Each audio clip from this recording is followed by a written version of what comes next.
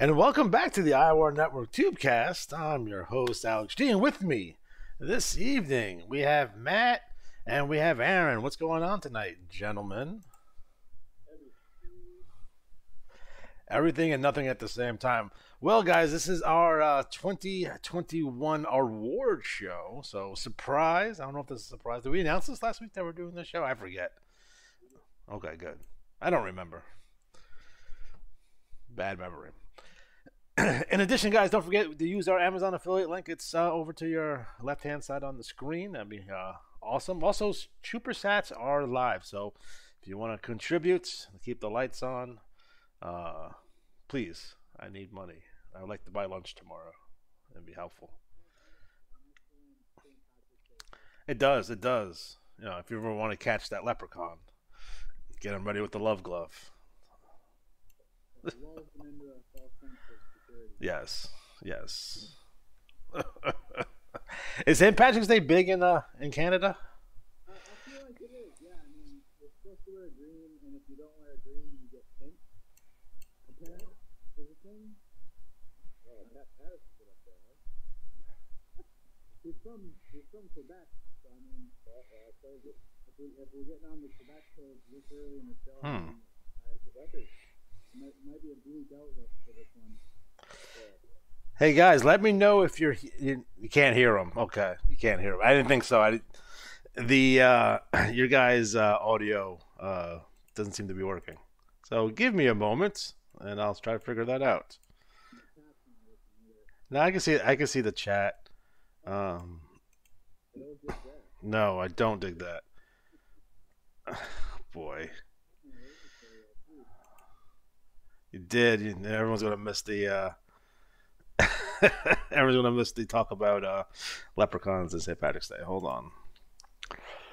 Let's see what's going on here. Desktop audio is at 100. Should be hearing you guys clearly. I know you can only hear me.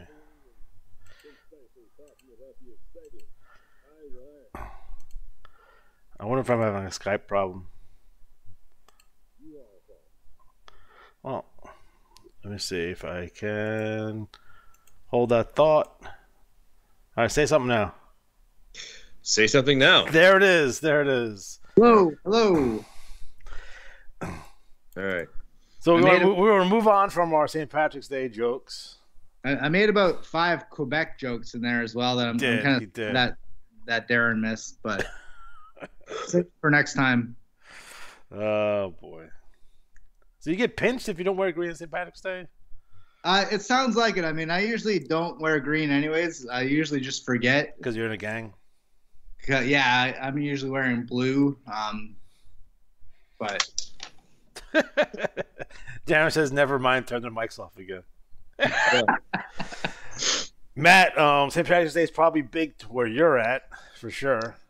Oh, yeah, there's always some kind of ridiculous, beer events, and they have the St. Patty's parade with all the racists getting mad at the gay people, and it's awesome.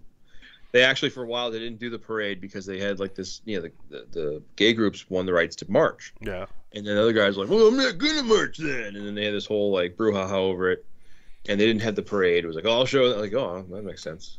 But I do enjoy the pride parades. Those are hysterical to watch because like just watching people melt down and get insane. Well, you should go to Fleet Week in New York City. It's awesome. Oh no. Oh no. Camel. Derek says that most Saskatchewan guys wear green every day because they wear a camo. That makes sense. Yeah. Unbelievable. Oh, just so you know, too, in case you were wondering, that convoy of truckers fizzled out. We saw one of the guys up here in our way. He had a Canadian flag on one side. Sorry about that. Flag on the other. And here's the best part. We're pulling up close to him. I'm like, well, either he's one of those trucker weirdos or he's a huge hockey fan. And I so wanted to have, like, he had, like, riding in the back of his car. It was like, we the people. And I'm like, oh, here we go. And then he saw me laughing at him and he got mad. It's like they were supposed to hit Long Island, but they never made it. Oh, they just completely fizzled. Once people realized we're going to get arrested and lose their trucking, they were like, oh, fuck this. Speaking of F this things, just quick aside note. As a reminder, in the NWL, you're allowed to have not more than 3 wrestlers. So if you have more than 3 wrestlers, you need to like transfer some of them out. If you want to stay, you can't have 6 more than that. And we've had it happen before. We've had Richard King, we all know, as a player, banned from the NWL because he kept sneaking back in because he wanted to use the rookies as easy fodder to build up his record and retire, which never made sense to me, but whatever. So just as a note, if you're out there listening going, hey, that's my guy you're talking about, you need to cut your roster down. I gotta redo the whole entire Johnny B. Cup seating now because I got some late entries. But we'll go into that later. So you can't have a convoy of wrestlers in the NWL. Right. Yep. Yeah, there's so many leagues out there that would love to have your wrestlers, even outside the Iwar itself, that you can go just about anywhere and probably be a big deal, especially with that NWL experience. So, follow the rules, guys. Come on. Yeah. Don't be that guy. Don't be that guy. You bum. Because if it was me, when I ran the NWL, I ran a tight ship, and I wasn't afraid to drop the hammer down. That's for goddamn sure. That's right. Get the old ejection. Well, we did have that whole brouhaha because I won't say who, but somebody came in and they wanted to add more wrestlers, and they just did it. And it was like, no, you can't. And they got all mad at us. It was like, no, it's against the rules. But it's cool. Like, no, it's not cool. You were like winning all the belts. That's not cool. And there are leagues in the IWA, like some of them are no limit. Some of them, like the Lone Wolf League, is 1 wrestler, and then so is there varying limits on wrestlers? There's a page on the if you go to playIWA.com, it will list every limit league and what the limits are. The majority of the leagues in the game are non-limit, so there's plenty of places that they can go for sure. I'll tell them where they can go. Just follow the rules. I mean, we don't ask for a lot, guys. We don't ask for a lot. That Aaron running the league with an iron fist, he's a control freak. He can't even let me creative in that league. It's like he just sucks all the fun out of it. Sorry, just having flashbacks. Yeah, I'm sorry you can't have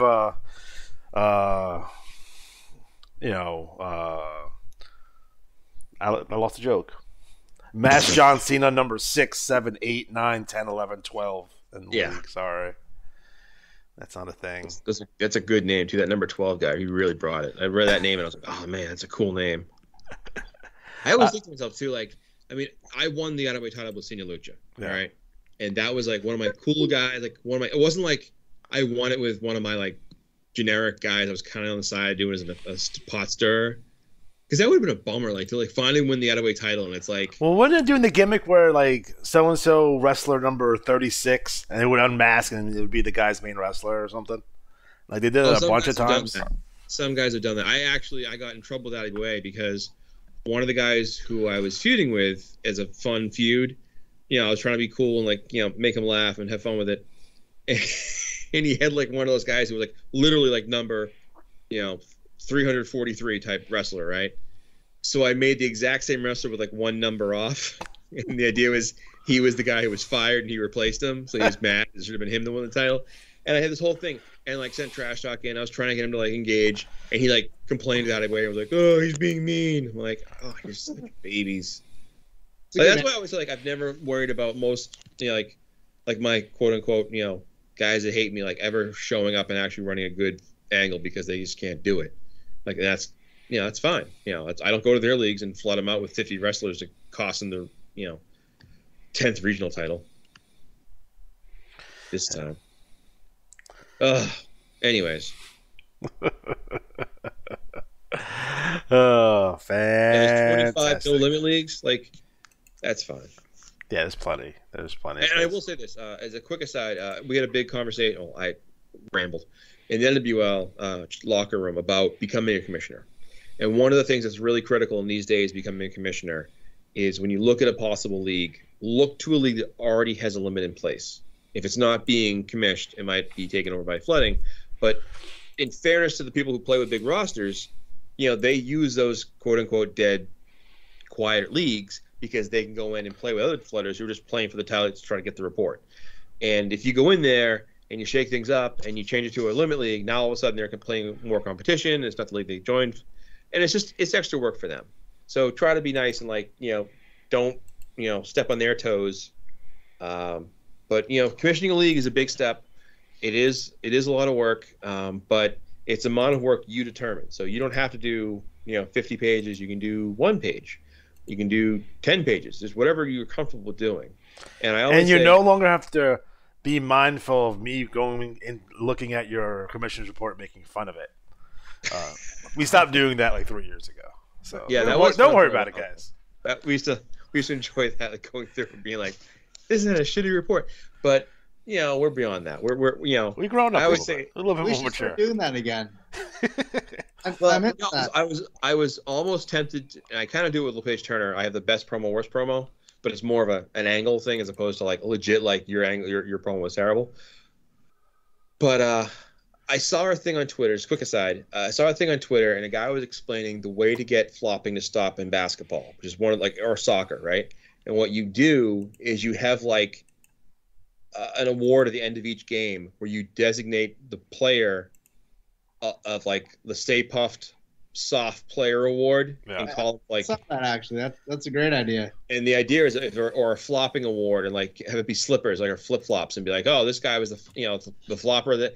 And at the end of the year, you award the flopper of the season as like the worst player. And I said like legit players would be not wanting to earn that shit because it'd be like the golden raspberries for movies. Yeah, like just like out. Anyways, I'm sorry on a tangent, but my point being about being a commissioner, if you want to do it, the basic steps: figure out what you want to do, what kind of league you want to run. Get your core. You want 3 to 4 players you can absolutely count on to join you. That gives you're supposed to have 10 players to start a league. So if you get 5 in house as like your absolute solid core guys, you get a good start. And then you add some more and build off that and get to 10. And if you can get to like 15 to start and figure you're going to lose 3 or 4 players, you just go, it happens. But we'll talk about that. We should do a show about being a commissioner and like really like the ins and outs of it. If you guys think we should do that show, subscribe and like. Yeah, I've kind of been following the NPL stuff. I know a couple of the guys like John and Mick Ferrari's manager. They're kind of dabbling in the NPL a little bit, but yeah, it sounds like they're trash talking and they've got a pretty solid TT game. But yeah, I guess if other players aren't joining in, it kind of fizzles out pretty quick, and everyone loses interest, and then maybe hopefully the league doesn't fold, but I guess that's a possibility. I mean, I always have recommendations like don't try to over gimmick it out. Those tend not to do well. Like I've seen some like incredible ideas. I'm like, that's not going to fly. You're kind of limiting what people can do. Like you're a wrestling promotion. That's it. You know what I mean? Once you start opposing, like you can only be a wrestler from 1985 Crockett. And then you're going to run into problems real fast.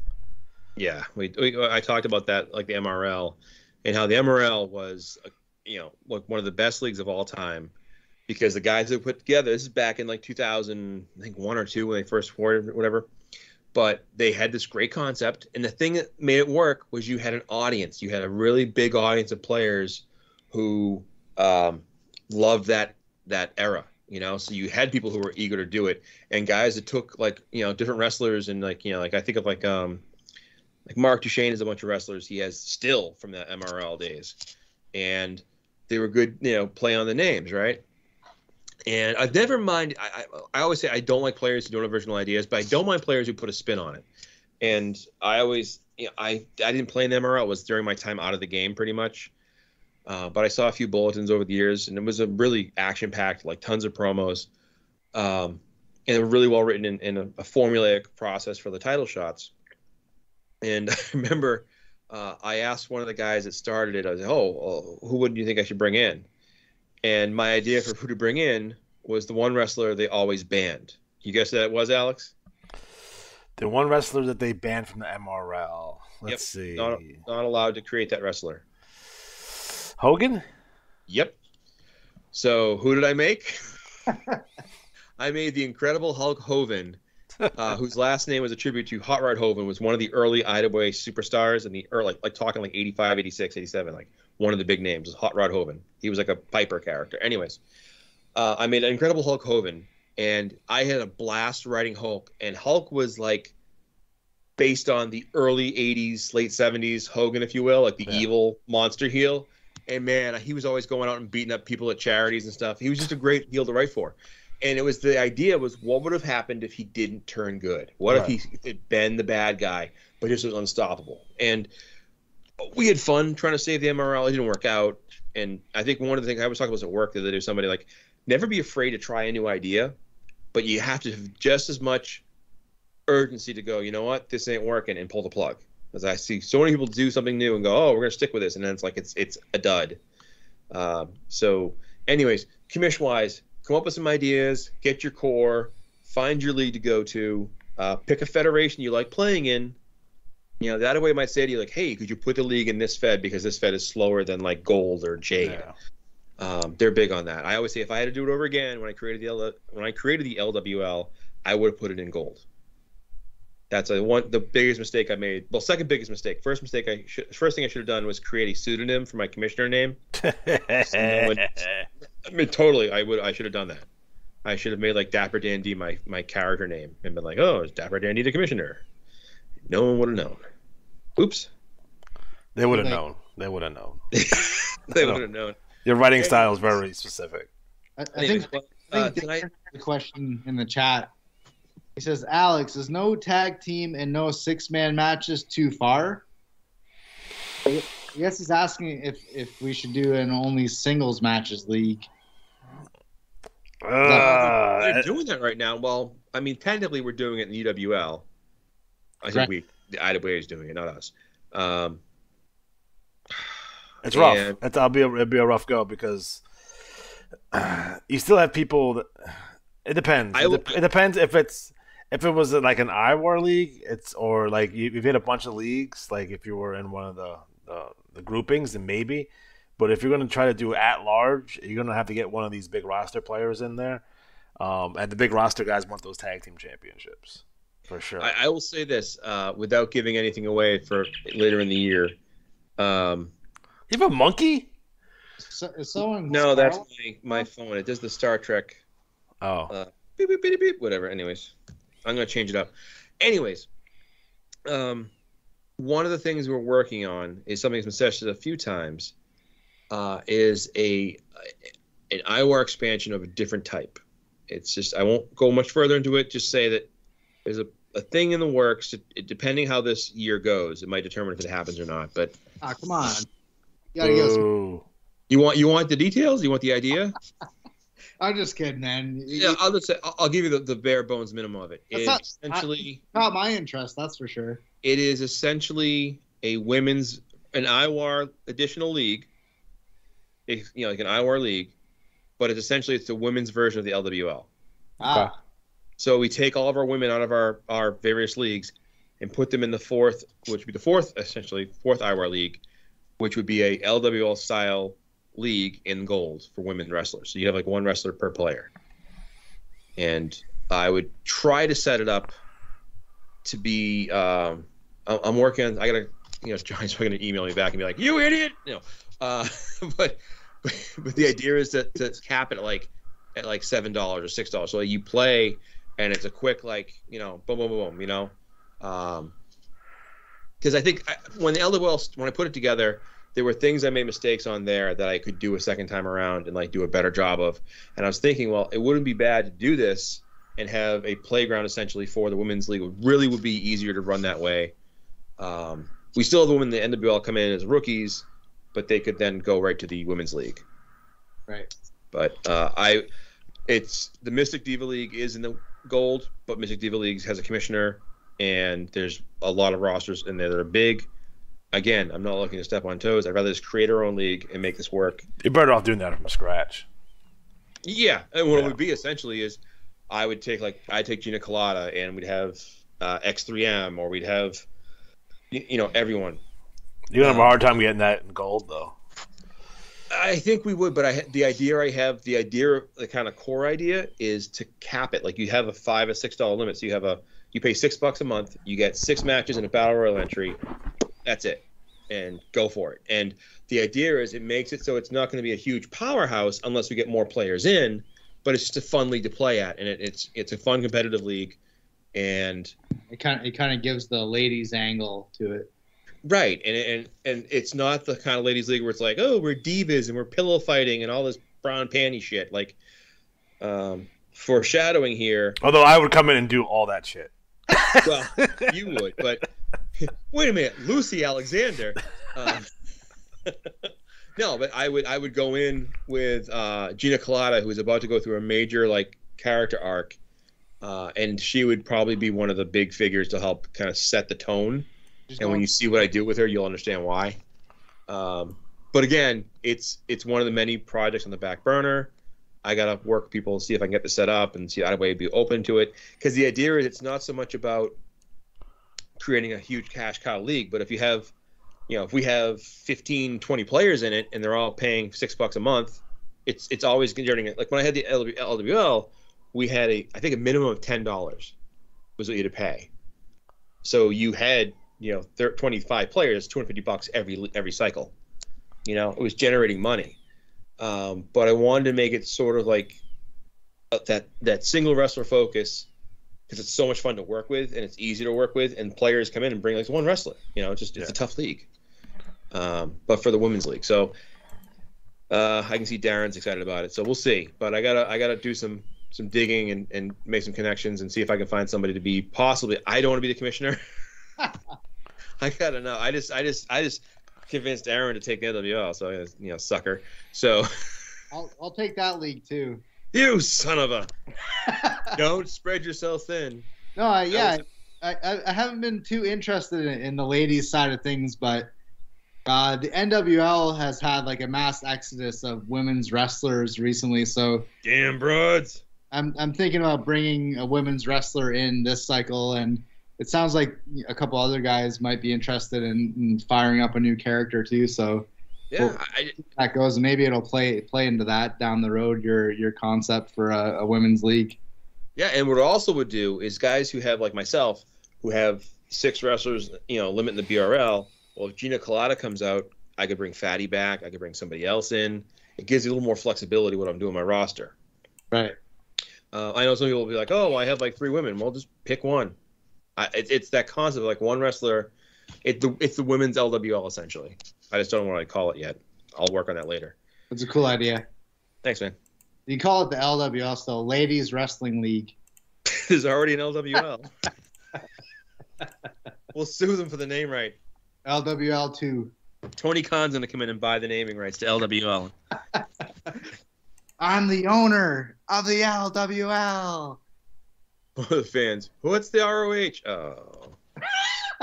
Oh. What's it? All right. Anyways, it's awards time. Dapper Dan D is on the red carpet, and we're excited to bring you all the exciting action from the Iwar. I totally broke the screen. What happened to the screen here? What's going on? I broke it. Oh boy, love glove. That's pretty good. That's a good name. LGL. Gets a sponsorship. Yeah. The league logo is already made. My God. Totally maybe I'll put a vote up on that and see if we can get people, if they're interested, we can make it happen. I'm just saying. It's a thing. We need a commish. Huh? I think all of us are commished out. Yeah. Like I'm an idea man, baby. All right, so Alex, how are we leading this off? Well, starting first with the NWL, the awards. I wish we had like fancy music. Oh. Make that happen. No, do not make that happen. It won't be bad. It will demonetize us in 30 seconds. Well, you only play 8 seconds with audio, right? No, not even that anymore. How does that beat go for Pornhub? Well, that's okay. It's mostly saxophone. Oh, we need a Casio keyboard to do our music. All right, so the New Wave League 2021 Iwar Magazine Achievement Awards. I'll just run through the list here. We've got some big names on the list. A couple of names kind of took over some of the awards, but we'll break that down a little bit as we go through them. We'll start off with the Wrestler of the Year for the New Wave League, who is Master Destroyer. Oh. I remember personally seeing Master Destroyer, dominating titles. Master Destroyer had 190 points overall, 2 league titles, 2 TV titles, 3 regional, and 1 battle royal. Not too big on the trash talk side of things, which is always, that's kind of, I feel like that's kind of what the New Wave League is about, is the trash talk side. But he barely edged out guys like Nwl Largo and Mick Ferrari for Wrestler of the Year. A dominant and brief run in the NWL. And then he, managed to hold off Nwl Largo, who had 180 points, and Playboy Mick Ferrari, who had 175 points. That one came down, right down to the wire for 2021. And is it Bruce Inferno who has the all-time record, or is he does 300 points? So, and Jim Blazer, if you're out there, come on back, man. We miss you. Oh, is he out of the game at the moment? Yeah, Jim had a medical episode and had to leave the game for a while, and I actually were talking about the other day, and someone reached out to him, so he was kind of like, "Oh, I don't know if I can hang with the game anymore." I'm like, the guy set the record for NWL points. I think you can hang. Yeah, definitely. I mean, 190 points is nothing to sneeze at. You can cough at, but not sneeze. You can cough at it. I mean, as long as you cough into your elbow, then you can. Right. Be classy. 2 league titles is pretty decent for the New Wave League. Mick Ferrari ended his run with 3 league titles, but I think his 3rd league title came in 2022, so he kind of just barely missed that cutoff there. But yeah, Master Destroyer, NWL 2021 Wrestler of the Year. Tag Team of the Year, we have the Samoan Death Grip, Toa Inoa and Samoan Assassin, currently working in the BRL, but they ended up 2021 with 100 points in the tag team division, 6 league tag team titles, 2 television tag team titles, and a Badco Cup win.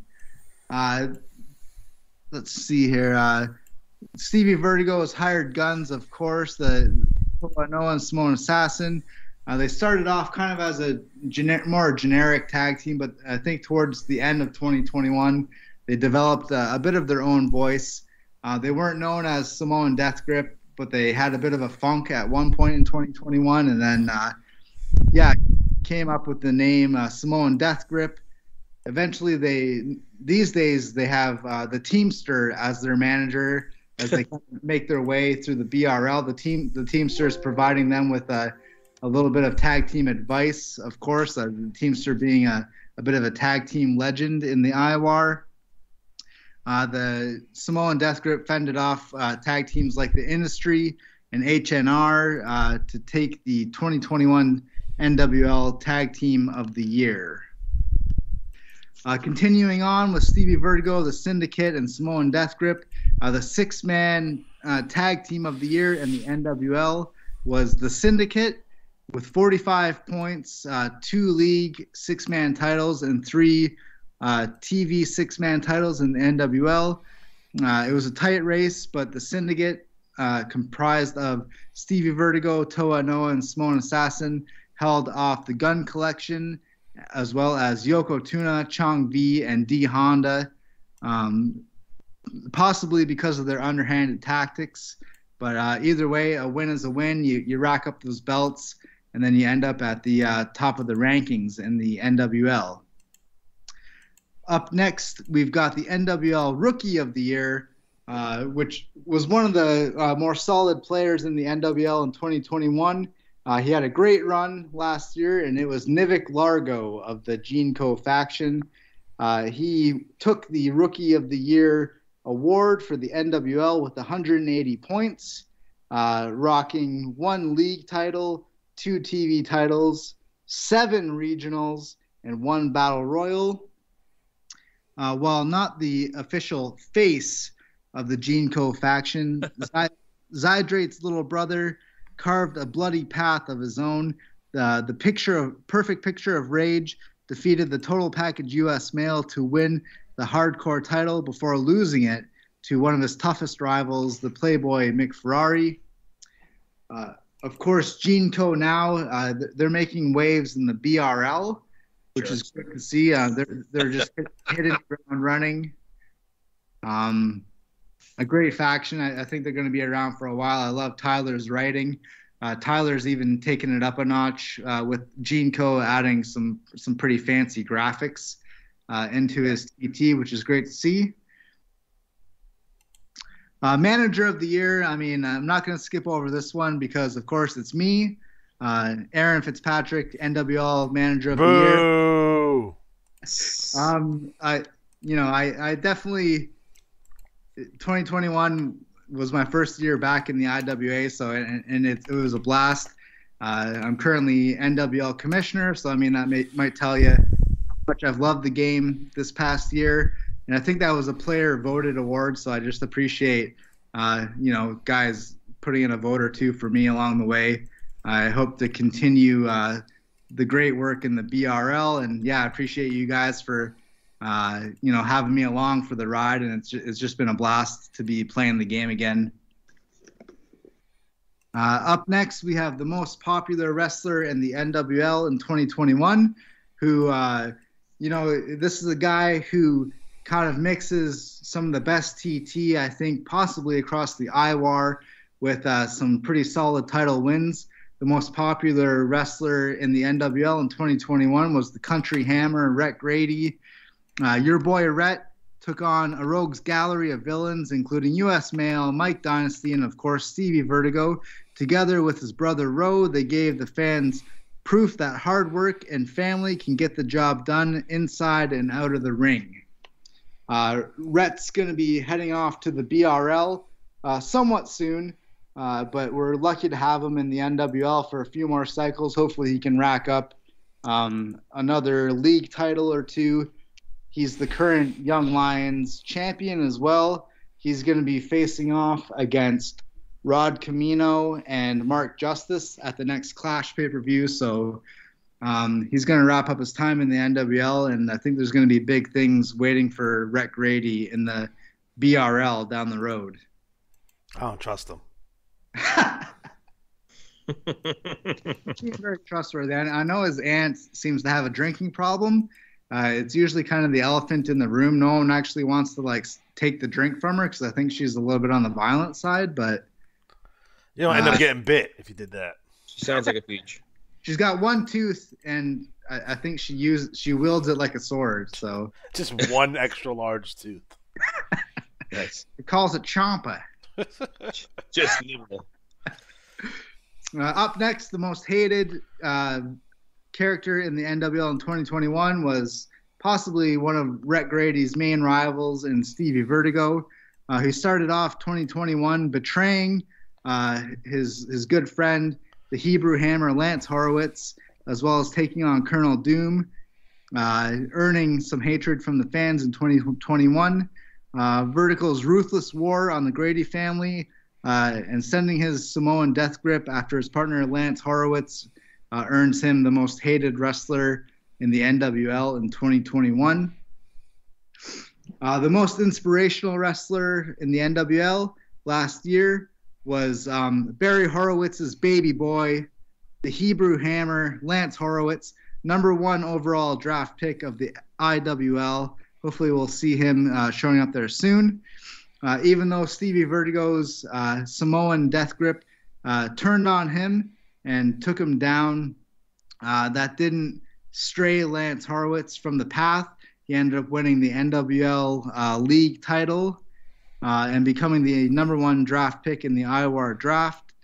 But soon, Lance would turn on the fans and, kind of claim that he wasn't getting enough recognition for his work. So he ended 2021 kind of hinting that he might be teaming with one of the NWL's main heels, Mike Dynasty, and basically turning on the fans. Him and his dad were kind of rubbing their success in the fans' faces And yeah, we'll just have to see where that takes the Hebrew Hammer in 2022.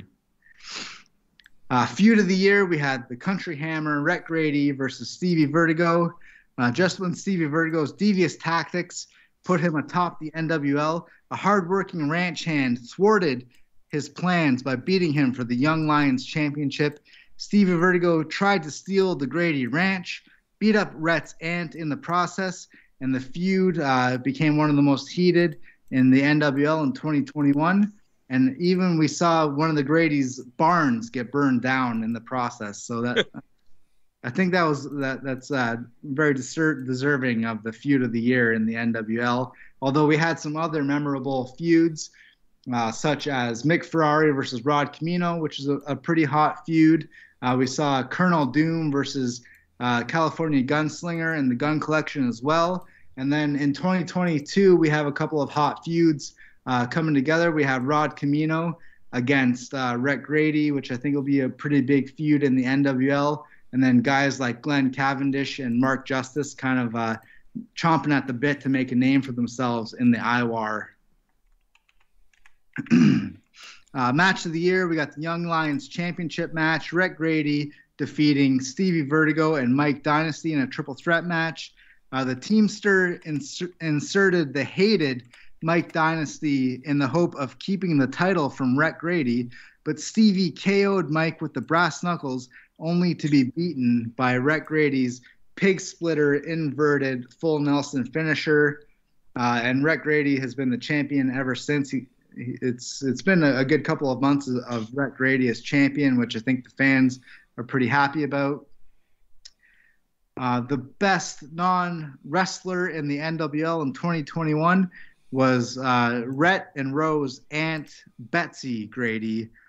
Rhett and Rose's aunt interviewed stars on her front porch, Aunt Betsy's front porch segment, which I think has had a couple of cycles off, but hopefully it makes a comeback because it was turning out to be a really good interview piece in the NWL. Aunt Betsy survived a Tiger Driver 98 from Stevie Vertigo. And then seemed to have a bit of a flourishing romance with Dapper Dan D along the way. Dapper Dan D with his charming looks, and Aunt Betsy, she's always got an eye for the young, handsome men. So he's gonna break her hip yet. Wow. Ain't gonna be no Tiger Driver. Tiger. I think last we saw them, they were in a pub in Kansas City somewhere, and Dapper Dan gave his credit card to Aunt Betsy to buy a round of drinks, and I have a feeling that he wasn't going to get that credit card back anytime soon unless he, anteed up in a certain specific way. Let's see. Aunt Betsy also chased U.S. Mail off her ranch. U.S. Mail had a pretty cool TT along the way. We've had lots of action in 2021 in the NWL, but one of the cooler TTs that I saw was the total package U.S. Mail driving a U.S. delivery truck onto the Grady Ranch to deliver. I think it was a contract from Stevie Vertigo challenging Rhett to a match with the Grady Ranch on the line. And Dapper Dan D came along for the ride. He was in full flak jacket and helmet. It really painted the Grady Ranch, which is based in Beaver County, Pennsylvania, as kind of a war zone, which I think Roe mentions that it's not always the most pleasant place to be as it is, especially with the Gradys, who they're splitting pigs and they're kind of doing their thing on the Grady Ranch. So Dapper Dan D was he was all geared up for the visit to the Grady Ranch with U.S. Mail. I kind of miss U.S. Mail in the NWL. I hope he's flourishing in the IWL. I know he was kind of on an island on his own in the CWL for a little bit, but it sounds like he's taking aim at some of the IWL's top stars at the moment. And then last but not least, the moment of the year in the NWL was when Mad Dog Dick Jackson returned to topple the Teamster, who had kind of taken over as interim commissioner of the NWL. Moments after Rhett Grady won the Young Lions Championship, acting commissioner, the Teamster, was set to take the belt from Rhett Grady when all of a sudden the song Electric Avenue played over the PA system, and the previously injured Commissioner Dick Jackson came to the ring along with Nick Dane, Ro Grady, California Gunslinger, and Lance Horowitz, and challenged the Teamster to get his own crew together, which would end up being one of the biggest showdowns in the NWL in 2021 with Team Mad Dog versus Team Teamster in a 5-man Survivor Series style match, essentially for control of the NWL, which led to our current commissioner, Johnny B, taking over the league. And that's kind of how we ended 2021. It is. I dig that. Next up, the BRL. So imagine what's going down with the BRL awards. Oh, but wait. Don't forget. We have a very special in-between the Lethal Lottery trifecta, which is... I don't know. Was that porn? that was the music. If you know what it is, you know what it is. We have a very special Lethal Lottery, the trifecta, which is a 6-man tournament. And the way it's going to work is there are people that gave us their names and said they wanted to be in. So we had one wrestler each. So I have 24 spots here. So I'm going to ask Alex, give me a number 1 to 24. Just a number? Any number. 1 to 24. 1 to 24. 9. 9. All right. Well, the first team, the first member of the first team is Big Guns, Greg Garner. Oh. All right. So there it is. What will happen, the way this works, like the tag team tournament and the women's tournament, it'll be complete team strategy totals. So each wrestler's strategy total added up, and that's the team score. And the team with the highest score wins. What we're going to do differently from now on with the Lethal Lotteries is that when you challenge in the tag team or 6-man, when the winners face the champions, it'll be the same rules apply. So it's kind of like, like 3 random people. It's like a specialty match, if you will. So it's going to put the champs in a position to really have to think about how they're going to do it. Now, to be fair, most people who would be challenging like the tag champs, we trying to shoot for a 5-16 anyways. So wrestler 2, let's see here. Aaron, give me a number 1 through 24. Let's go with 13. 13. That twerp, Alexander J. Styles. Oh, hey, right. Current IWL World Champion and Iwar Revolution Champion. Yes. And wasn't he winner of the Lethal Lottery last year? He won the tag tournament with Flash and Jack Ferdinand. There it is. So, Alex, one more number, 1 to 24. 2. 2. Punk Rock Mike. So that's there we go. Hell of a team. It is. So that's team 1. So Alex, give me a number 1 to 24.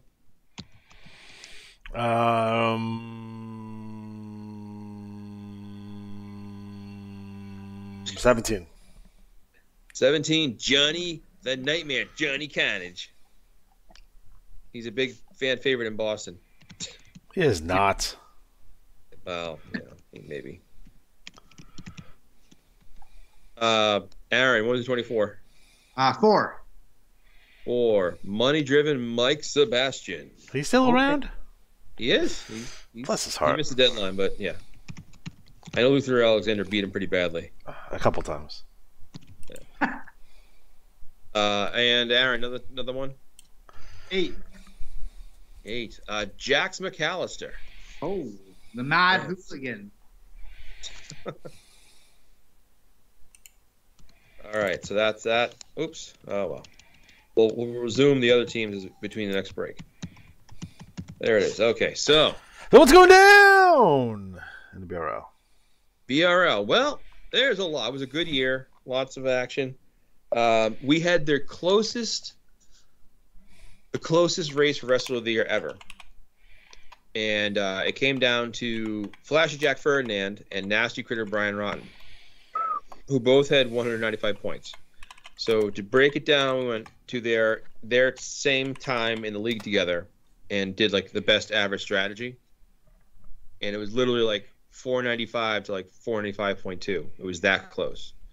But Flashy Jack won, so he had 2 league, 3 TV, 2 regional, the All Rookie Cup, the Bound for Glory series, and he also won Lethal Lottery Tag with Alexander J. Styles.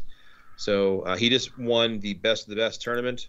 So he's challenging this coming cycle Sabretooth for the Iwar World Championship. So big year for Flashy Jack. God damn. Yeah.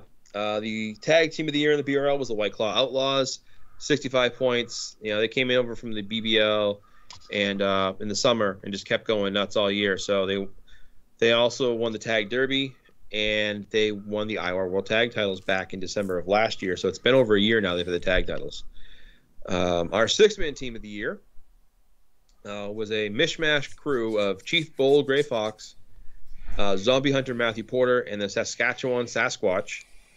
They had 5 league titles, 2 TV, an IWA 6-man championship, and they won the Triple D Cup to become the Iwar World 6-man champion. So very, very big year for them. The BRL Rookie of the Year was Flashy Jack Ferdinand. No surprise there. Although I will say we don't get a lot of rookies in the BRL, so it's always good to have new talent come in. So this year we're looking forward to a lot of new faces. Manager of the Year, I'm going to probably butcher this pronunciation, but Punk Rock Mike's manager, Mike Patulia. And I'm sure he'll let me know how to say that right. But he had a fantastic year at Punk Rock Mike, winning all of the global championships and holding the global title for a record 25-plus cycles. So crazy to think about that. Moving into our most popular wrestler, winning it once again, was Punk Rock Mike. So the superstar leader of the Suburban Hell Savages. He's just been out there running the show for a long time. Great promos. He carries that stable. Then we go over to our most hated, and the most hated BR wrestler in 2021, Double R, Rob Ratliff. He kept breaking guitars over people's heads, demanding championship shots, and he's just been out of control all year long. And, of course, sending in those intimidating drawings. So the cutting promos in the IWL, even when he's not there. That's how hated he is. Stop doing that shit, please. I love you. God. That's true hatred. It is. Got a voodoo doll and everything.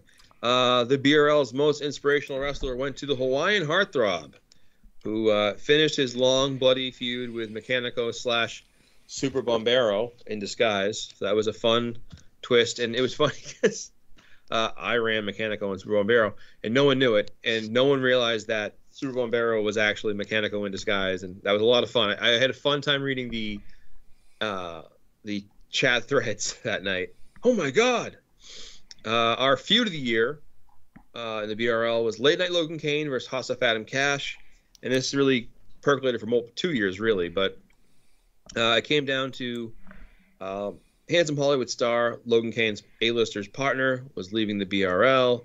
He needed a partner, so he recruited Adam in, and they didn't get along very well because Kane was very, very really built up. Cash was like, hey man, big star, blah blah, but he was actually just laying him out to turn on him, and he actually had him on the barbershop set. I'll talk about that later, but they feuded, like I said, pretty much all year long after the turn happened, and it got really personal as Kane took out Fatty the Butcher, Adam's blood money partner, and he hasn't been back. And then Logan Kane, who was suspended for his actions, was then kidnapped by a mysterious van off the street. It was. So we don't even know what happened at Logan Kane. Same thing's going to happen to Neo Dragon, apparently. The Asian Neo Dragon or non-Asian Neo Dragon? There's no such thing as an Asian Neo Dragon. Sure. Luke's at home punching the computer.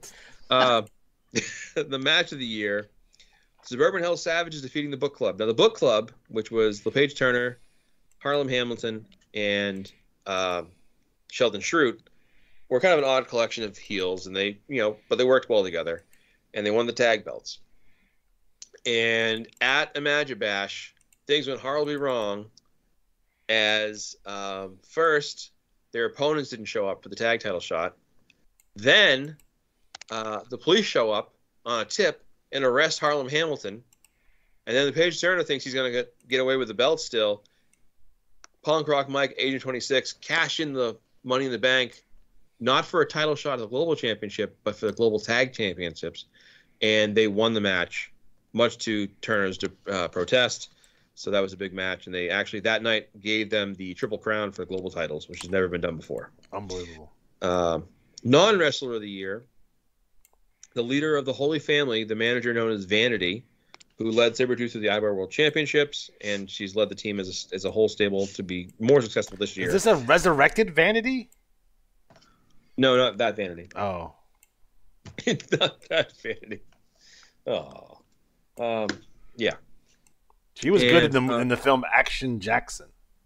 I watched that this summer, or whatever it was, last summer, I guess. And, boy, that doesn't hold up. Moment of the year.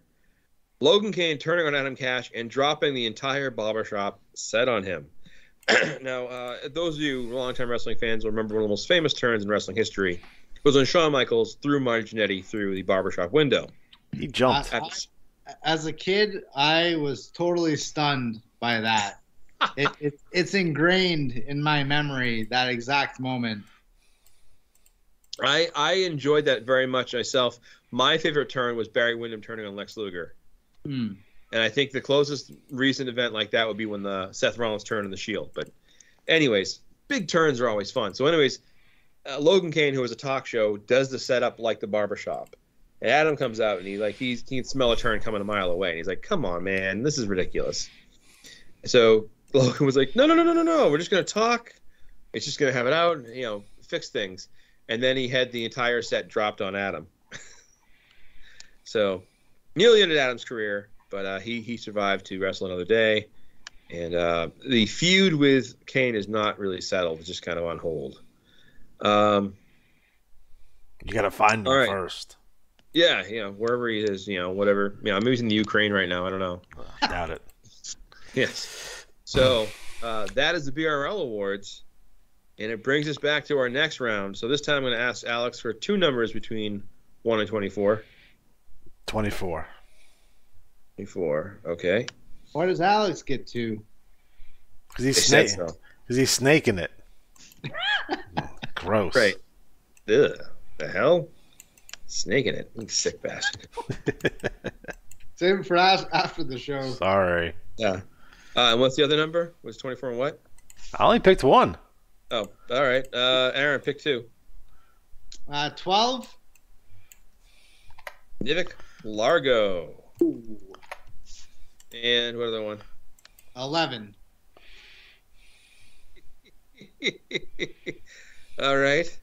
RX, the pharmacist, RX Payne. Who's in that team? That's one of my favorite. That's RX Payne, Nivik Largo, and Ray Del Mundo. So, all right. Now the next team, Alex, give me a number 124. 23. Stevie Vertigo. That scumbag. All right. Aaron, give me a number. 69. 1 to 20. Nice. 1 to 24. 19. Who the heck is Mike Cook? Oh. I like his TTs in the BRL. Yes. All right, and Alex, one more number. 22. Luther Alexander. There it is. All right, so that's Could be a dark horse team. you now have. Who's he teaming with? There it is. All right. Who was We'll Luther get back to teaming that with? next. Who? What? Who was Luther teaming with? Stevie Vertigo and who the heck is Mike Cook? Oh. Yep. And taking on Ray Lamundo and Nivek Largo and the Pharmacist RX Pain. There it is. I right. gotta say, the Lethal Lottery from last year, I think, was one of the biggest events in the Iwar, and it was one of the most. Scott came up with that idea, and I think it went over really well. So I'm pretty pumped for the trifecta version. Yeah, it was fun. It was fun. I'm looking forward to this. And again, like I said, the winners challenge the champions in a Lethal Lottery rules match. So there it is, pulling a page out of the WCW WWE pages. We're gonna have it right now. So, Alex, what's up with IWL for your awards? Nothing. Oh, all right, good. We had the awards up, and I just brought it down again. Okay, here we go. All right, 2021 IWL awards. Wrestler of the Year, Bulk Brogan. He had 235 points. He had 4 leagues. Was that 2 regionals? What's an F? Federation? What is that? Federation Championship. Yep. I wore Draft, Revolution. The guy won it all. Couldn't beat Alexander J. Styles, though. But he was the IWL's #1 pick, and he has earned that #1 pick for sure. He's definitely one of the top guys in the IWL, and he was voted. He won Wrestler of the Year with 235 points. So congratulations, great job. Tag Team of the Year, Christopher Destruction and Kenneth Oblivion. They had 55 points, 2 league tag team championships, 2 TVs, and a U.S. tag. This is their second time winning this award, so they've done it back to back. Great team for sure. 6th man, it was Peter Cross, Marvin Moyer, and Bill Bonecutter. And those names don't seem familiar because we never talk about them on the Tubecast because they never TT. but Compliment. But they won 4 league 6-man championship, which is phenomenal. It was a 3 times IWA 6-man. That's ridiculous. Like, it's fantastic. Please, TT, for the love of God, please do me a favor because you guys are too good not to do that. Like, they're ridiculous. So good. Rookie of the Year, Chase Grace. He had 75 points, 1 TV and 5 regionals. Again, he's a tag team, the Amazing Graces, with his brother. Just recently joined Revolution Extreme, so he's a guy on the come up for sure. He might be our next Alexander J. Styles. So he's on the come. Twice if he's lucky. So, Manager of the Year, Daryl Hinton, who runs the Bulk Broken. Again, fantastic year for Bulk, like insane. Again, well deserving of that #1 pick for sure. Most popular, the Chameleon, which I'm shocked by that. Who voted for the Chameleon anyway? You serious? Sure. But, jokes aside, again, I'll say this once, and I'll say this 1,000 times. If you're a rookie, if you're in the NWL, take a few minutes out. Go to the IWL, check out the Chameleon's TT. It is fantastic. I feel like we sing his praises. If you go back and watch these shows, especially in the early days, we constantly talk about the Chameleon and his fantastic TT, and it's gotten better over the years. So, well-deserved as most popular wrestler of the year for sure. Most hated, Alexander J. Styles. This guy beats everybody. He beat Atari. He beat Bulk Brogan. Beat the Chameleon. Again, the guy's winning everything at this point. So he might be wrestler of the year for next year, for 2022. He's a good shot at it for sure. But most hated this year, well-deserved. Congratulations. Inspirational, the American Patriots. Again, him and Christian Warrior and the Omega Squadron. Again, we talk about Jeremy's TT with the Chameleon. Again, the American Patriot. Again, another fantastic TT. And they beat the Three Birds to win the Unified Tag Team Championship. And the Three Birds had those belts forever and beat everyone across the board. So a great accomplishment. So congratulations on the most inspirational wrestler of the year. Feud of the year. The Dream, Ali Atari, and Alexander J. Styles. And one side is as it may have been. Again, when it comes to TT and really building a feud, These are Styles and Atari, the two of the best in the business right now. So not surprised that they won Feud of the Year. Match of the Year: Xeno Lucha defeating Neo Dragon. Again, it was a long in the making for this match. Like how long ago did we talk about this? It's been like a year or so in the making. Oh, it's almost 2 years. Almost 2 years in the making for this. Yeah. Again, long-term storytelling, continuity, and then when the match write-up came out, it delivered for sure. And I will add that that wasn't a paper decision. It was actually based on results. Yeah, shocking. Old Man Lucha. Old Man Lucha in this final run, most likely. Probably not, though. Non-wrestler of the year, Don King. Again, he took control of the IWL, replacing the departing Samantha Soley, who was fired from the IWL. Again, one of these things that I do have a revolving door when it comes to commissioners. I think the only one that does that consistently. Yes. Where I'll have a commissioner for maybe a year and a half, and I'll switch. It refreshes the league a little bit, and you could definitely, there's the Robert Race era, and there's the Samantha Soley era, and now there's the Don King era, and I try to make them as different as possible. So congratulations to Don King, and only in America. And the moment of the year is Luther Alexander turns on Neo Dragon. Again, this was another angle that was in the works for a long time. I think it was shocking to most people. It wasn't shocking it was more shocking about when it took place, not that it was going to take place, because I think we hinted it pretty strong for the last 6 months prior to us doing that. But then I think the way the turn occurred and the reveal that Luther was the one who brought back Xeno Lucha to the IWL to really get underneath Neo Dragon's skin and kind of the head games from there. And now we're in the middle of the Luther and Neo feud, which may win Feud of the Year for 2022 if we play our cards right.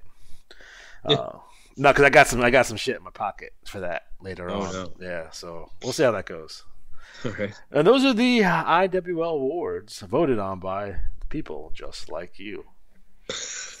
I didn't vote for shit. Goddamn son bitch. Voting's for communists. Right. Let's go to the next round of picks here. So we're getting down to the nitty gritty. So I need Aaron. I need to pick 1 to 24. Trying to think of which ones haven't been picked yet. Let's try 6. 6. Playboy McFerrari. Heavy hitter. I gotta tell you, when I first saw that name, I liked that name immediately, and I didn't know who he'd go with for his images. And for some reason, I kind of hoped he'd pick like some guy wearing like one of those, what's it called, members only jackets. Yes. Just like a cheesy like. I had one, and it was glorious. I think we all did. Well, us, our age. Alex, 1 to 24. 1. The total package, U.S. mail. Damn. What a loser. He made the IWL pay up for his services. Alex, 1 through Aaron, 1 through 24. 7. Owen Bolick. Who? Exactly. Is that a new wrestler? He is relatively new. I'd say the last 6-7 cycles or so he came in the BRL. Okay. So next team, we need 1 through 24. 10. 10. Zydrate. Ooh. And by the way, in case you're wondering, what I do is if you guess the numbers already been guessed, I'm just going to the next number, up or down. Aaron. 9. Ooh. Neo Dragon. He's not gonna make it to the lethal lottery. Are you All pulling? right, Alex, I need a number 1 through 24. 5. 5. Asian Neo Dragon. I'm kidding. It's Flashy Jack Ferdinand. Oh, that's a heavy hitting team. They deserve each other. That's right. All right, so that team is Zydrate, Neo Dragon, and Flash Jack Ferdinand. They're taking on Chloe McFerrari, Total Package US Mail, and Owen Bolek. All right, back to the awards. Next up, women. My favorite subject. Women. So our Women Wrestler of the Year, with 90 points, Elite Championship, 3 regionals, 1 Rookie Brawl win, and she won the Women's Lethal Lottery. Veruca Salt. So well done. Whoop-Ass Incorporated's female representative had a really good year, and both in promos and in the ring. So well done. Our Women's Rookie of the Year, with 60 points, 5 regionals, 1 Battle Royal, Jinko's Shiloh Wallace. So kind of quirky but tough, and it reminds me of, I don't know if it's intentional, but I get very very much Lita vibes off of Shiloh Wallace. I don't know why. Not even like the avatars. It's just a completely different avatar. But I love the fact that Jinko, with Nivik, Largo, Zydrate, or Shiloh, they all have like distinct personalities. So I like that a lot as a viewer.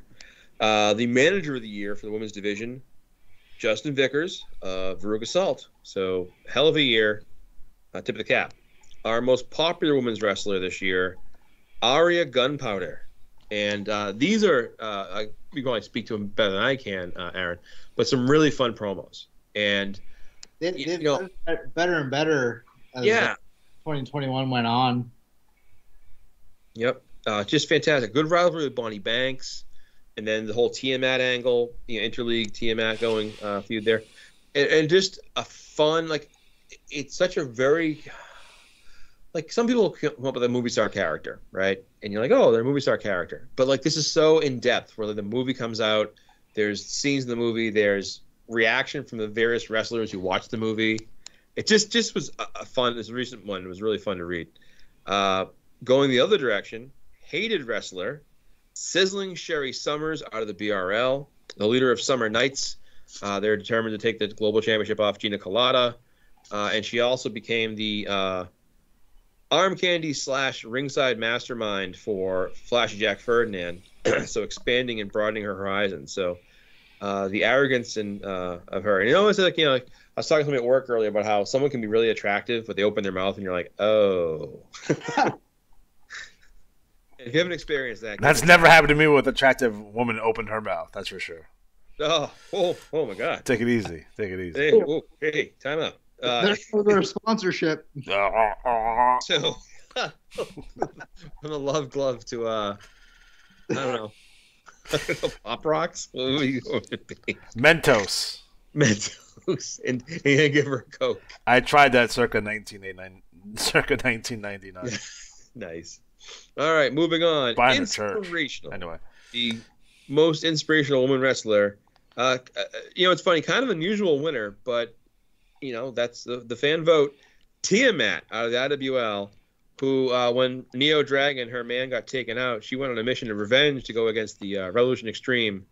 So well, she got a bounty put in her head. So yeah, we really wanted to have the Michael Myers kind of vibe, where she hunted down members of Revolution Extreme and actually threw Johnny Revolution out in a window, and now he's confined to a wheelchair now.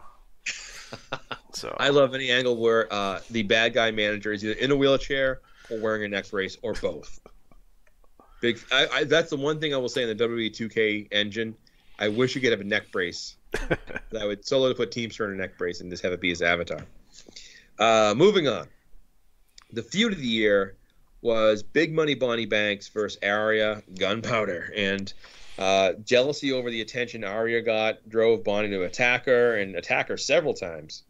But Banks, won one of the Rookie Brawls. She's no slouch. And really, I think this one started off as Bonnie Banks kind of in the lead, and then Aria's gotten better and better. More consistent. I think Aria's more consistent, but, getting better.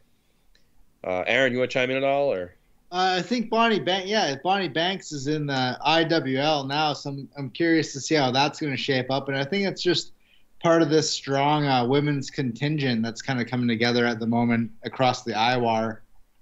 Yeah, definitely. Match of the year, Veruca Salt winning the first Rookie Brawl. Now, just some backstory here. The IWA used to have the Rookie Brawl as a IWA report hit for rookies. And it was a contest that went on for a long time ago, and it would show up in the report, and it was a way of, like, you know, kind of put some shine on the rookies.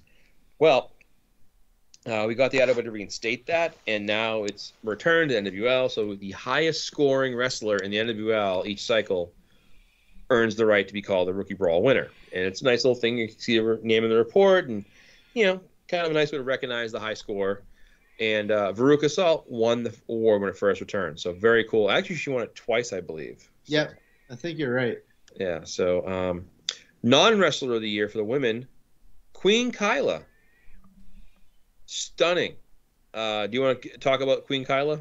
Yeah, that is a little bit. I mean, she was Stevie Vertigo's manager, and she's kind of working behind the scenes a little bit, pulling the strings behind what Stevie Vertigo has been getting up to. But I mean, yeah, I think she was kind of flying under the radar a little bit as far as non-wrestling women. But yeah, it's really cool to see Queen Kyla getting some recognition. She might be playing a bit bigger of a role moving forward with Stevie Vertigo. But yeah, she's pretty much just she's the daughter of a mobster basically from Las Vegas. So yeah, she's always got an extra trick up her sleeve to help Stevie Vertigo try to come out on top in any match. And our final award for the moment of the year for the women was the Lethal Lottery Ladies Night Final, which this event as a whole kind of was the winner. But the final teams were Veruca Salt and Effie O'Shaughnessy defeating Big Money Bonnie Banks and Tiamat to get a chance to triple threat match with Wildfire Betty Red. And, of course, Veruca won that match to become the new champion. So just a fun way of making this kind of like, you know, getting players involved. The Lethal Lottery has been a lot of fun, and I was happy to do one for the women's division as well. And I think it's nice because you get players who don't know their team together, getting a chance to work together, and it doesn't have to be a flowing situation where you get to change your strategy. Just kind of go and score what you can. All right, so it's time before the final Iwar Awards to draw the last two teams. So, Alex, I need a number 1 through 24. 19. Country Hammer, Rhett Grady. That jerk. He's a good old boy. All right, I need another one. So, Aaron? 17. Hawaiian Heartthrob. Oh. Alex?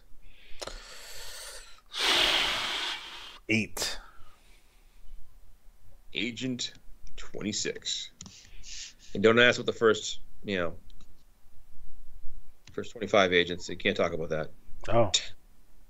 All right, so the final team, which don't need to be drawn, is Kabuki Dragon.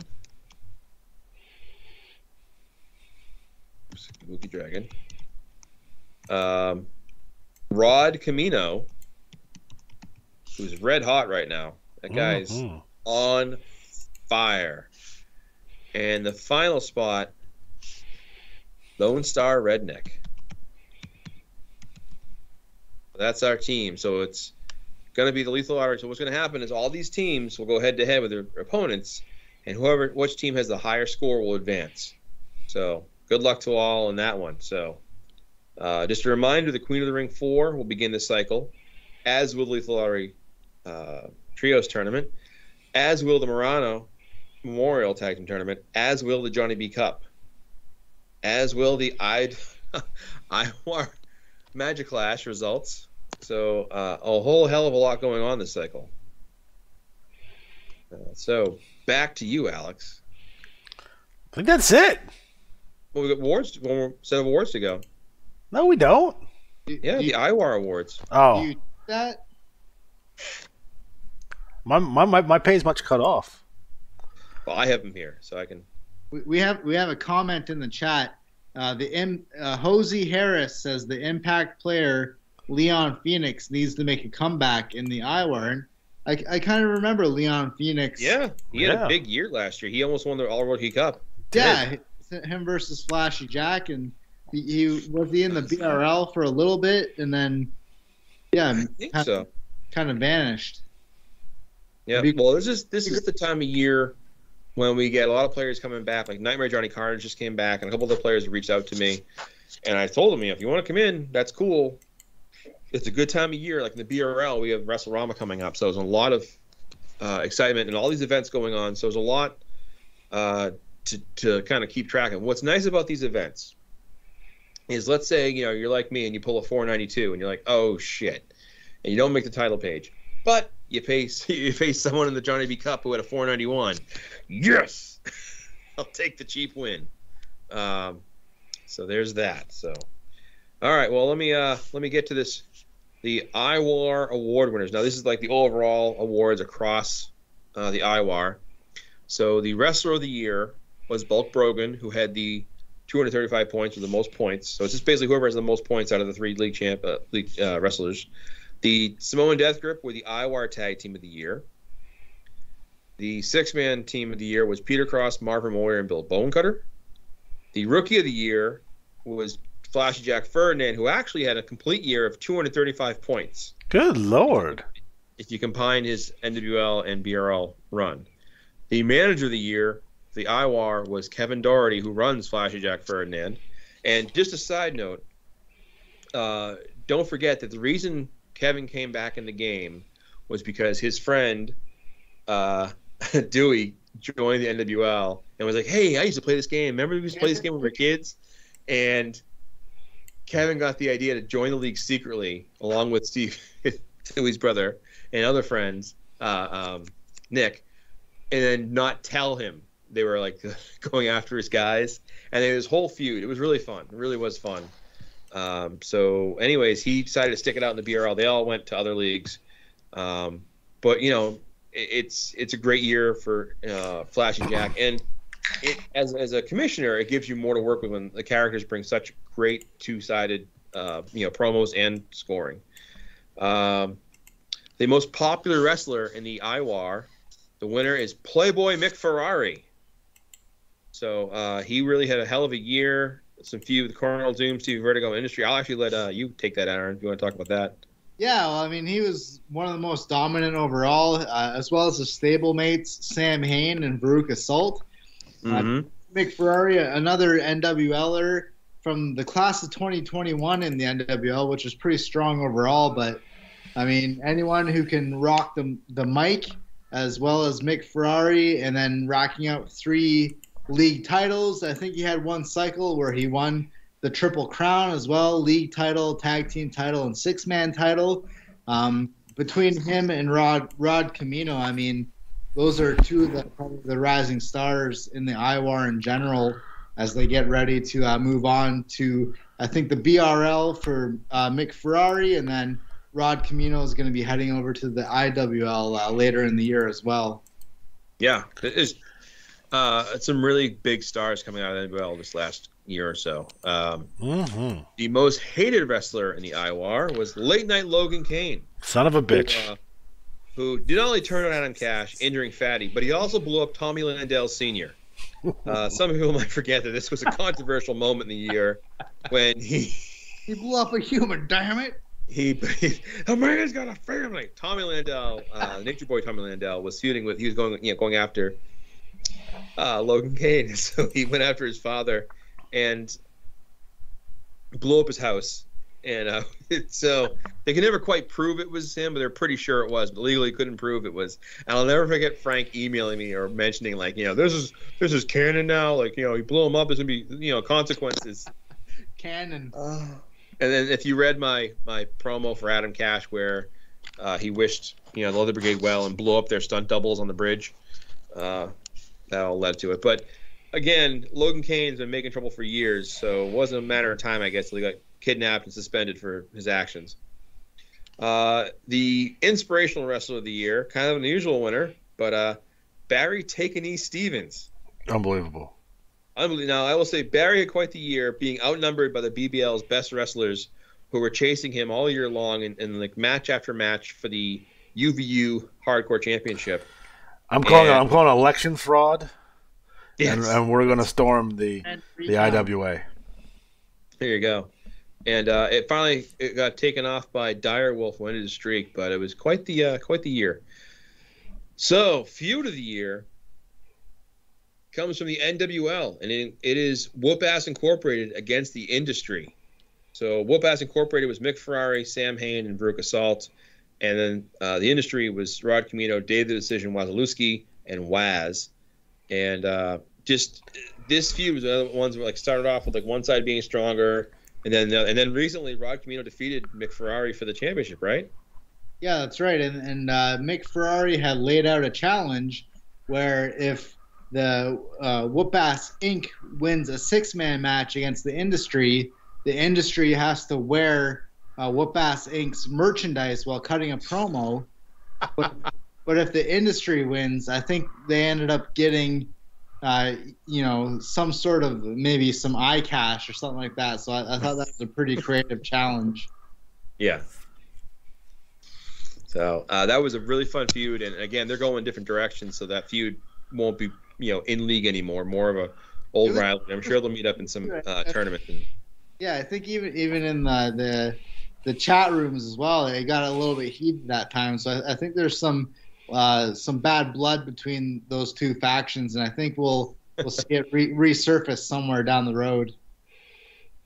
Yep, a great, good, fun feud. Match of the year. Well, in September of 2019, Joe Boring became the Iwar World Champion, and Sabretooth from the BRL finally unseated him to become the new Iwar World Champion, and that was quite the hell of a match. A long time coming. Tip of the cap to Joe Boring for all the time he held that belt. For sure. Yeah, and then our non-wrestler of the year, Barry Horowitz, who proudly joined his son at ringside, Lance Horowitz, who went on to become the #1 pick. And Barry Horowitz's timing really came out really well because it helped turn his career around. Sure did. And he had a hell of a year. And Lance Horowitz will be back. He missed a cycle. He had some stuff going on. He'll be back, so watch out for Lance's return in the IWL. The moment of the year, the final award of the night. Well, we'll get in a second. Final Iwar award. Lethal Lottery. So the finals came down to Alexander J. Styles and Flashy Jack Ferdinand defeating Dixon Tai Kong and Roga and Monster Truck Tanaka. And, of course, Styles and Jack got that tag title shot. But also they've developed quite the rivalry. So it's pretty interesting.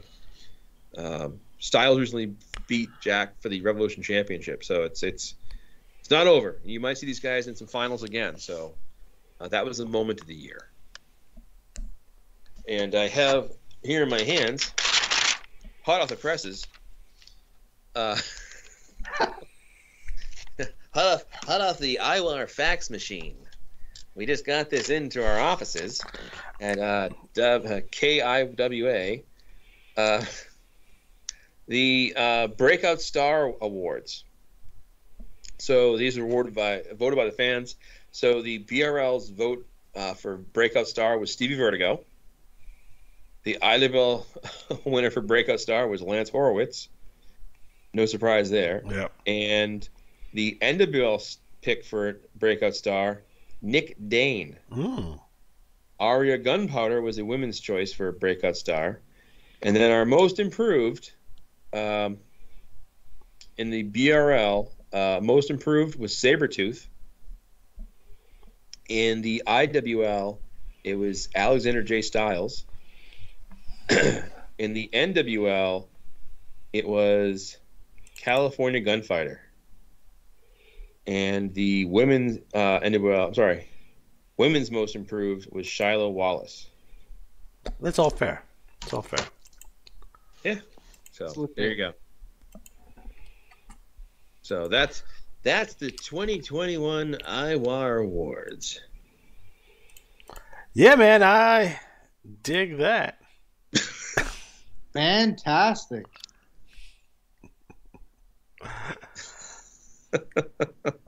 So are we officially out of time? I feel like we're officially out of time. Officially? We're officially out of time. Well, do we have any other comments? Do you have any announcements? Announcements. Unbelievable. Well, I have to announce that. Make sure you use our Amazon affiliate link down below. Please buy something.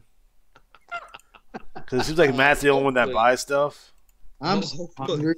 And I appreciate that. We'll be back in 3 weeks for another show. Oh, actually, no, not even 3 weeks. We're right around the corner. Next week? Tuesday night results show. Yeah. God damn. If Cobra Commander hasn't finished assaulting the power plants in Ukraine. Yeah, I should do a portion of the show where I can tell everyone what Matt purchases on Amazon. He got a seat cushion, some Arm & Hammer work insoles for men. I'm wearing those right now. What are these felt bottoms for? Are you moving furniture? You put them on your bottom of your chair legs, and they slide across the hardwood floor without scraping your floor up. You got some sweatbands, I see.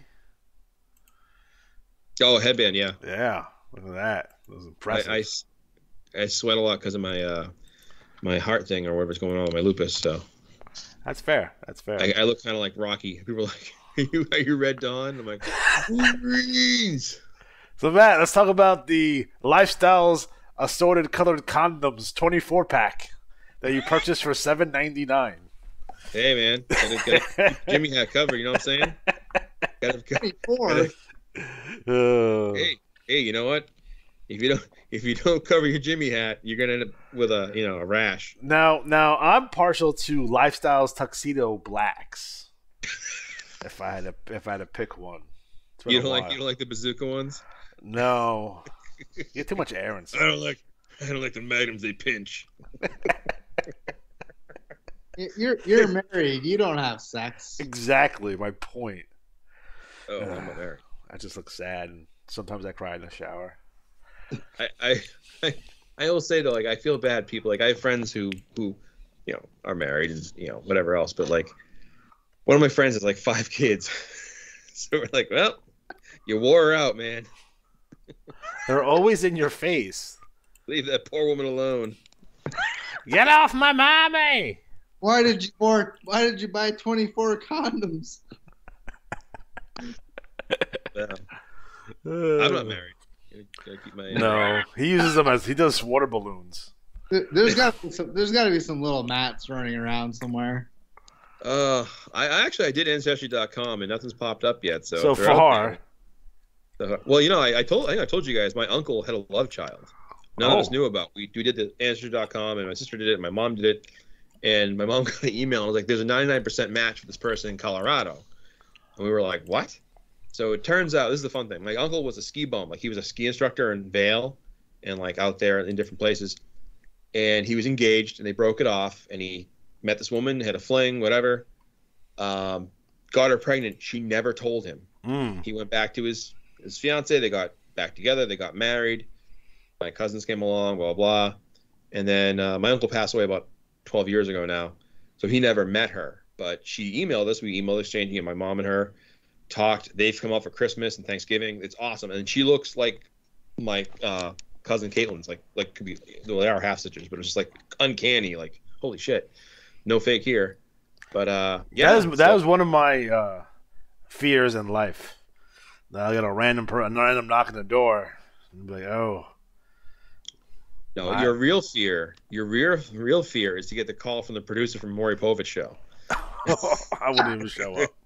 You are I will tell you, if you want to talk about a show that really ropes you in, man, I was watching one the other day. We were watching it, and there was this woman who's like, I don't think he's been faithful.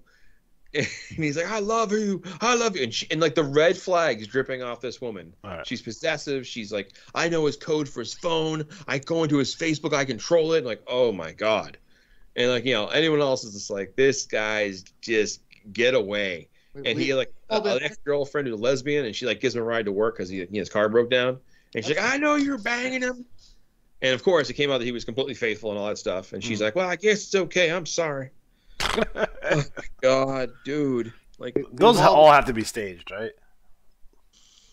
I don't know if anyone else did this, but when I was in college and for theater, we used to talk about calling one of those shows and like setting up a whole entire network of like fake personas and like going on the show and being like, the fake, I'm a man or whatever, type of situations. I went to the People's Court one time Okay. for a field trip. So it was a field trip for school for my criminal justice class. We went to the People's Court. Who was the judge? You remember? Mills Lane, I think. Was it Mills Lane at that point? I forget. Mills Lane, the boxing guy? Yeah. He punched people out. I think it was Mills Lane. It wasn't Judge Wapner. That's for goddamn sure. You're guilty. What's the guy that would interview people in the hallway?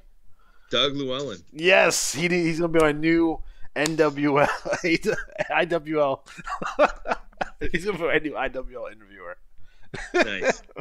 Hope he's not dead. I gotta come up with a character for part of the Gina Colada arc, and I'm trying to think of a really good name.